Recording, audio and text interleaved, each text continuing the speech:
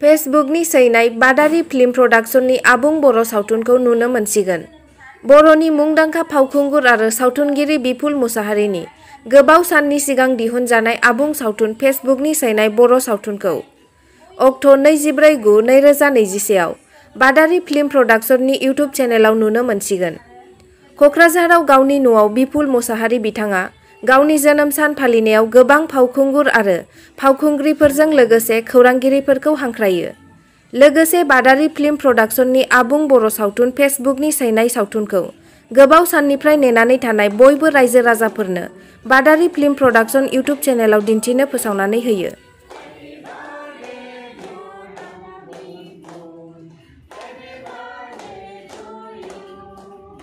मोजां सोंलु जोबोद गोजोननायानो मोनदों जिहेतु दिनै आंनि हासबेन्डनि बार्थडेजों लोगोसे मोनसे गोजोनथाव खौरां बयनिसिमबो फोरमायदों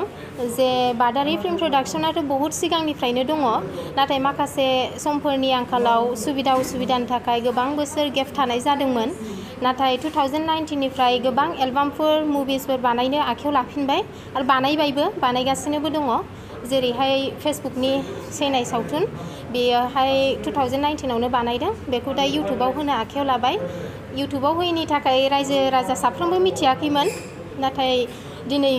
बे जोनोम सानावनो बेखौ डिक्लेयार होनाय जाबाय आरोना। बेखौ इउटुबाव होनाय जासिगोन, गाबोनहायनो नोंथांमोना नुनो मोनगोन। दा आंनि गोसो गोरबो सिंनिफ्राय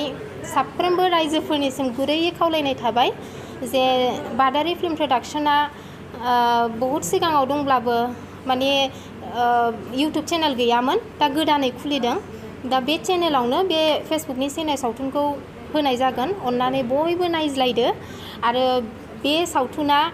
आंनि लाइफनि फार्स्ट सावथुन। बेयावहाय माबायदि जादों नोंथांमोना साफ्रोमबो रायजोफोरा नायनानै माबाफोर जुदि गोरोन्थिफोर नुयोब्ला फार्स्ट टाइम होनानै क्षमा मोनगोनखौ आं आसा थाबाय। आरो बेयावहाय आंनि अनगा गोबां मोजां मोजां सिनियर आर्टिस्टफोर, जुनियर आर्टिस्टफोर, मोजां मोजां महरगिरिफोरखौ नोंथांमोना नुनो मोनगोन। आरो बेयावहाय माने फेसबुकजों जोंनि समाजावहाय आथिखालाव माबायदि मोजांखौ बेसेबां सोलोंखो, गाज्रिखौ बेसेबां सोलोंखो, बेफोरनि गोहोम गोग्लैनायखौ बे सावथुननि गेजेरजों नोंथांमोना नुनो मोनगोन। स' आसा खालामो साफ्रोमनिबो गोसोखौ गोजोन होनो हागोन बे सावथुना। दा बे चेनेला गोदानखाय अन्नानै बयबो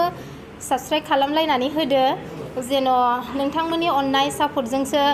जों आर्टिस्टफ्राबो माने गोजोननाय मोनो, रंजानाय मोनो, थुलुंगानाया फैयो आरो दावगानोबो हायो। दा नोंथांमोननि रायजोफोरनि अनगा जों खंख्ला आरोना, जेन' जोङो नोंथांमोननि रायजोफोरनि ब्लेसिंनि अनगा जों दावगानो हाया। स' आंनि गोसो गोरबो सिंनिफ्राय बादारि फिल्म प्रडाक्शननिफ्राय जानानै माने गुरैयै खावलायनाय थाबाय जोबनायाव जे साबस्क्राइब खालामलायदो, नायज्लायदो, नोंथांमोननि अननाय सापर्टखौ जोंनो होदो, जेन' जोंबो दावगानो हायो आरो नोंथांमोननि सापर्टजोंसो हारिमुवाबो जौगाखांखागोन आरो जौगागोन। आङो सिगाङावथ' माने सिनियर आर्टिस्टफोरजोंनो सावथुन दिहुनबाय, मोनबा 6थासो जाबाय आरो सावथुनफोरा। ओमफ्राय दा आङो एबार आदा बिपुल बादारि फिल्म प्रडाक्शनावहाय मावनानै मोजांखौनो मोन्दों आरोना। मानो होनबा जोंनिफ्राय अनेक सिनियर आदायाथ' बिनि डाइरेक्सन होनाय आरो माखासे माने बिनि आइडियाफोरखौ आं हमनो हादों आरोना, मोजांखौनो। आङो आंनि दिनैनि जोनोम सान फालिनायजों लोगोसे मोनसे आंहा माने रायजोफोरनो मेसेज होनांगौ मोनसे माबा दंमोन। बे जाहैबाय आङो गोबाव बोसोरनि सिगां फिल्म बानायबाय थायो,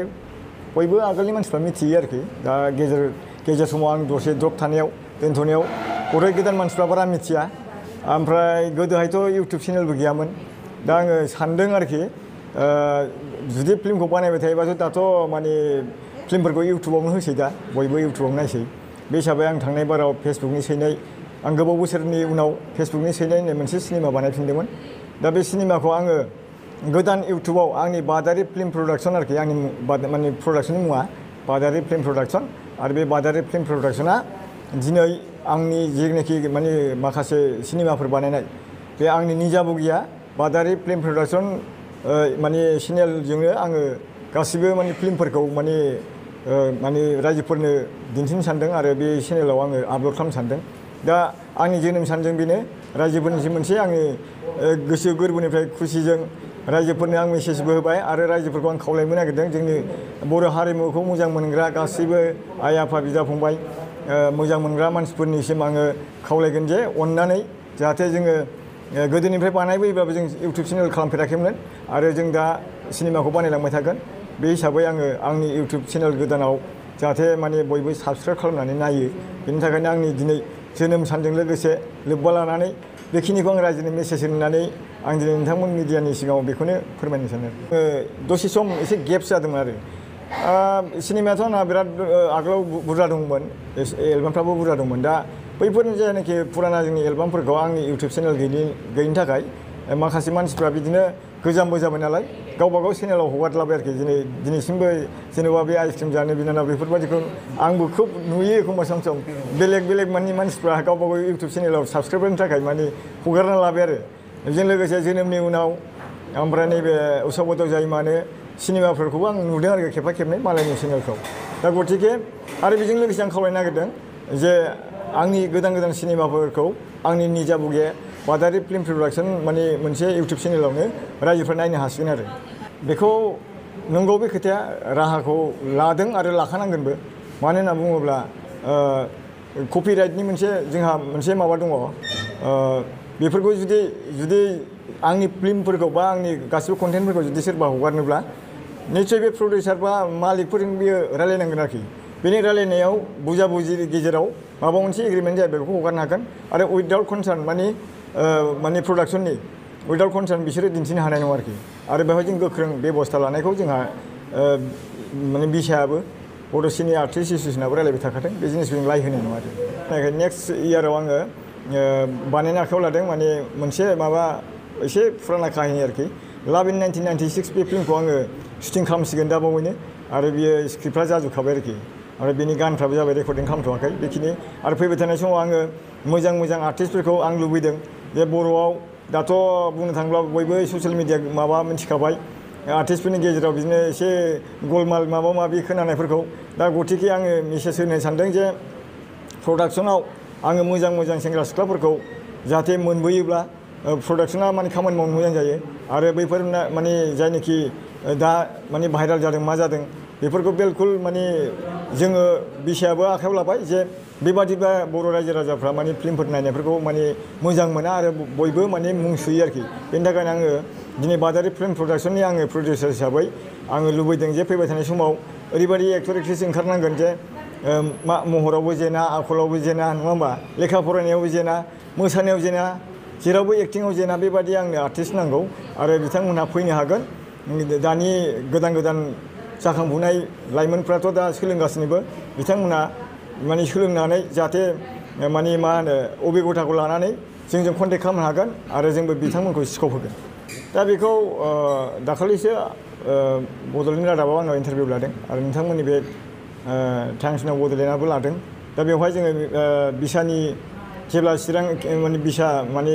बड' सिनि आर्टिस्ट एस'सियेसना मिटिं जायो अब्ला जों चिरां हिसाबै आंनाथ' चिरां नालाय डिस्ट्रिक्टआ बे हिसाबै जों सेन्ट्रेलावबो रायलायबाय बेखौ गोख्रों मोनसे रेजुलेसन लाखाबाय आरोखि जों ओरैबायदि रेजुलेसन लाबाय जे जों फैबाय थानाय समाव बेबादि मुं सुनाय बिदि गाज्रि माने माबाफ्रा फैयोब्ला निस्सय जोंनि बर' कालसारखौ रावबो मोजां मोननाय नङा आरो जोङो एसे एक्टर एक्ट्रेस होननानै जोंखौनो गौरब खालामा मानो होनबा जोंना बर' हारियाव गोबां मोजां मानसि दंसै गोरों मानसि दंसै माने हारियाव मर्यादा गोनां सनमान गोनां मानसिफ्राबो गोबां दंसै बे हिसाबै जों बेखायनो जों सानबाय जे फैबाय थानाय समाव जों बेबादि मानसिफोरखौ लायहोयोब्ला निस्सय बर' कालसारा बदनाम मोनगोन आरो बे बर' कालसारखौनो नायनाय नङा खारन बर' कालसारा जुदि गोदोलांनांगौबा जोंनि माने माबाफ्रा जोंनि माखासे हारिनि दिन्थिनांगौ जिनिसफोरखौ जों दिन्थिनो हानाय नङा आरो जोंनि सिनेमाखौथ' रावबो नायखाया दा ओंखायनो जोङो सानदों जों फोसाबलायनानै जाहाथे बर' रायजो राजाफोरखौ जों खुसि खालामनो हायो मोजां आर्टिस्ट लाबोनानै जों दा फिर गोदान माने जेनेरेसनफोरखौ फोसाबलांनाय जों आखायाव लादों आरो फेसबुकनि सैनाय फिल्मखौ आंनि बादारि फिल्म प्रडाक्सन माने इउटुब चेनेलाव आङो गाबोननो आपल'ड खालामगोन दा बेखौनो आङो नोंथांमोननि मिडियानि गेजेरजों रायजोफोरनि मेसेज होनो सानदों जे फिल्मा माबादि जादों जोंथ' बुंना लानो हाया रायजोफ्रा नायोब्ला बुजिगोन आरोखि आं सानदों माने इसेबां गाज्रि जानाय नङा आरो माखासे जोंहा बेयावनो आर्टिस्ट दङ बिथांमोनाव एसे सोंना लानो हागोन एक्ट्रिसबो दंफैयो जोंहा बिसोरनो रल खालामदों माखासे दा आं सानो आरोखि फेसबुकनि सायाव इसिबां गाज्रि जायाखै खिन्थु जोङो माखासे बे लकडाउनफ्राव जोङो इसिबां फैसाबो खामायनो हायाखै आरो बर' कालसारावथ' दा इसिबां फैसाबो खामायखाया निश्चय माने ओरैबायदिसो जाय बानायो बे मिथियो माने मथा मथि 5 लाख 6 लाखनि गोजौआव थांबाथाय बे बिफदसो दंसै आरोखि दा ओंखायनो जोङो एकदम खम सम बाजेटजोंबाबो जोङो एखेबारे कालसारखौ लाखिनो थाखाय हारिमुखौ लाखिनो थाखाय जोङो मावो बेखिनि आरोखि आंथ' आसा खालामो मानसिफोरनि कमेन्टफोरखौ नायनानै माखासे एलबाम मोनसे मोननै हगारनायाव रायजोफोरा ओरैबायदि सानदों जे फेसबुकनि सेनिया सिमनायखौ आदा मानो हगारा गुबुनफोरनि चेनेलाव माखासे हगारदोंमोन आं मोनसे बेवहाय बहुद माने कमेन्ट हरदों आरोखि बे फिल्मखौ नांथारसिगौ जोंनो नायथारनांसै माने नायनो लुगैनाय हामथारला बेफोरबायदिबो कमेन्ट फैदों जोंनाव आरो फिल्मखौ नायखांनायनि उनाव मा कमेन्ट फैयो बेखौ जों बुंथ'नो हाया खिन्थु बिराद नायनो माने एक्साइटेड आरोखि मानसिफ्रा बेबायदि जादों बेनि थाखायनो आं दा बे गोदान चेनेलाव आपल'ड खालामनो सानदों आरो गाबोन